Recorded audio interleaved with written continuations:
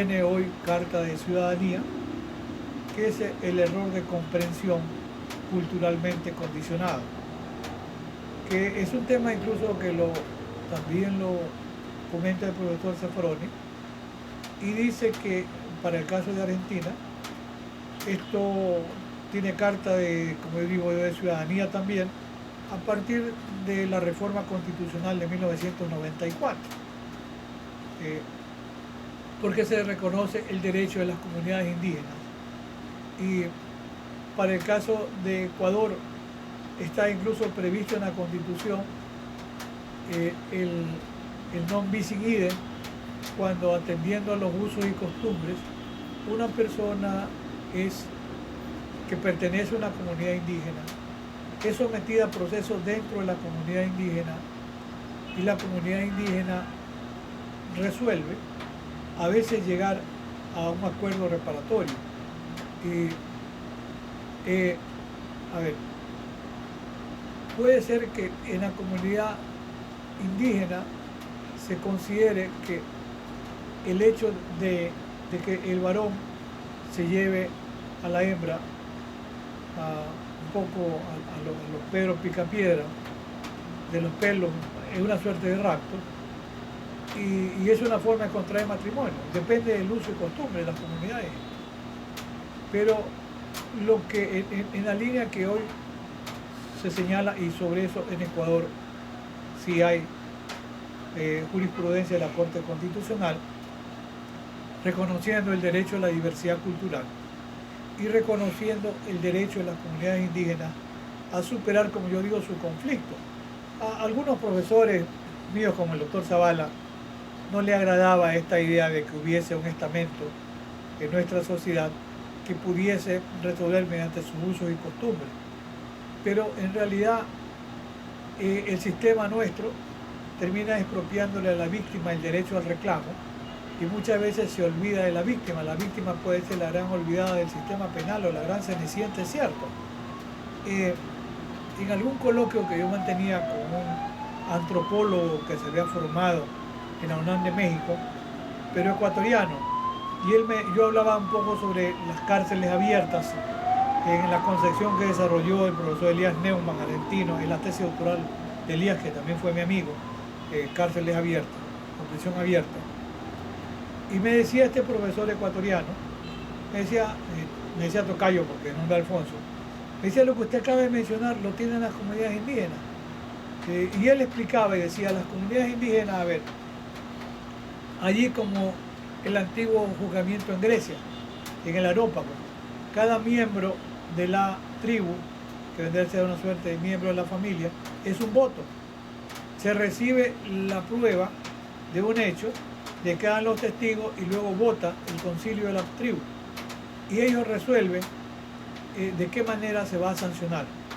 Y en algún momento la sanción puede ser que haya un acuerdo reparatorio económico. En otro momento lo dejan privado de la libertad cierto tiempo en una casa de la misma comunidad indígena, que no tiene ni puertas ni ventanas, tiene techo por la lluvia.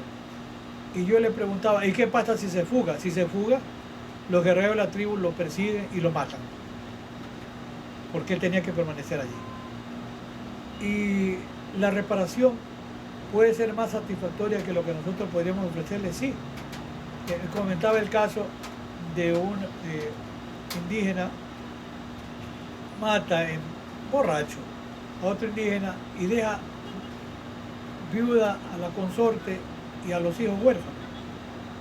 Cumplió un tiempo de pena, y luego él tuvo que salir para trabajar, y con su trabajo ayudar a la manutención de la viuda y de los huérfanos. En el fondo, aunque suene simbólico, nos resulta como un sistema que le ofrece una mayor apertura de justicia. En un caso concreto, en la comunidad indígena de La Cocha, pasó lo siguiente. Algunos jóvenes, como pasa los fines de semana, embriagados, jóvenes de la comunidad indígena, borrachos, a golpes, matan a otro miembro de la comunidad indígena. Los toman detenidos los miembros de la comunidad indígena, los someten a proceso, y después de la prueba llega a un acuerdo reparatorio. Pensemos en un valor, $5.000. Pero luego, la justicia nuestra, un fiscal decide actuar conociendo que el hecho se había dado y ve un operativo policial y detiene a los jóvenes que estaban identificados, porque había por ahí un parte policial del hecho. ¿Qué ocurre ahí? Presenta una acción extraordinaria de protección. ¿Quién la presenta?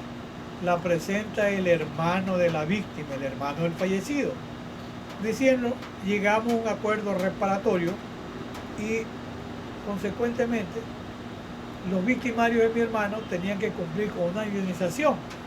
Como están presos ya no nos pueden pagar. ¿Cómo termina la historia? La Corte Constitucional de Ecuador declaró con lugar la acción extraordinaria de protección y dijo, aplicando el non bis in idem de la Constitución, porque además dice la Constitución que los problemas resueltos en comunidades indígenas impiden que haya un nuevo procesamiento y que debe aplicarse el concepto del non bis in idem, incluyendo aquello que haya sido resuelto en las comunidades indígenas. Con ese criterio constitucional se dio con lugar la acción extraordinaria de protección y al declararse con lugar se revocó el procesamiento al que ya estaban siendo sometidos y se declaró que se esté al acuerdo reparatorio al que ya habían arribado. Ese es un tema interesante en el tema de la justicia en comunidades indígenas y el tema de la culpabilidad. Y para ir concluyendo, el otro componente de la culpabilidad es si media una exigibilidad o no de otro comportamiento. O sea, si el sujeto podía actuar de acuerdo con el derecho, entonces sí se le puede reprochar la conducta como culpable. Si hay una situación de inexigibilidad de otra conducta, entonces habría que concluir que es inculpable. El clásico ejemplo es el de la tabla de Carneades, del filósofo griego, donde algunas personas están ante el riesgo de ser ahogados, uno empuja al otro y ese se salva y toma la tabla, pero el que pierde la tabla se ahoga. Entonces hay una causa de inexigibilidad de otro comportamiento. Y les traigo otro ejemplo de lo que alguna vez ha pasado en realidad en Europa. Un caso es de los que hacen alpinismo, ¿verdad? Hacen ese deporte de altura, y en algún caso real 5 alpinistas estaban sujetados con esos ganchos de seguridad, pero se afloja, vamos a suponer, el 5.º alpinista hacia abajo. ¿Qué pasa? Por el peso van a caer todos los 5 alpinistas. ¿Qué ocurrió en ese caso? El 4.º alpinista cortó la cuerda, se murió el 5.º y los 4 supervivieron. Eso es un caso real. Y ante eso surge la inexigibilidad de otro comportamiento. Yo recuerdo una expresión gráfica del profesor Belcher. El profesor Belcher decía, ante un caso límite como este, tendría el juez que considerar si el juez no haría exactamente lo mismo. Si el juez haría exactamente lo mismo, estamos ante una causa de inexigibilidad de otro comportamiento que enerva el juicio de culpabilidad. Fíjense, es interesante este abordamiento y yo he prescindido de considerar a la culpabilidad como un estadio de la teoría del delito. De esa manera se puede llegar a la conclusión de que una persona que tiene problemas mentales actúa para una causa de justificación, no tiene nada que ver la capacidad de culpabilidad. Nos hemos quedado con la determinación del injusto penal y no hay injusto penal si la conducta está justificada. No hemos entrado al juicio de culpabilidad. Si la conducta no está justificada, entonces sí vamos a entrar al juicio de culpabilidad con los componentes que hemos revisado de imputabilidad, de conocimiento de antijuricidad o conciencia también de antijuricidad, y finalmente la exigibilidad del comportamiento adecuado al derecho. Esa es, en conclusión, la sinopsis que yo les presento, quedando a la disposición de ustedes. Nuevamente, muchísimas gracias por la invitación y por el tiempo que ustedes han tenido bien escucharme.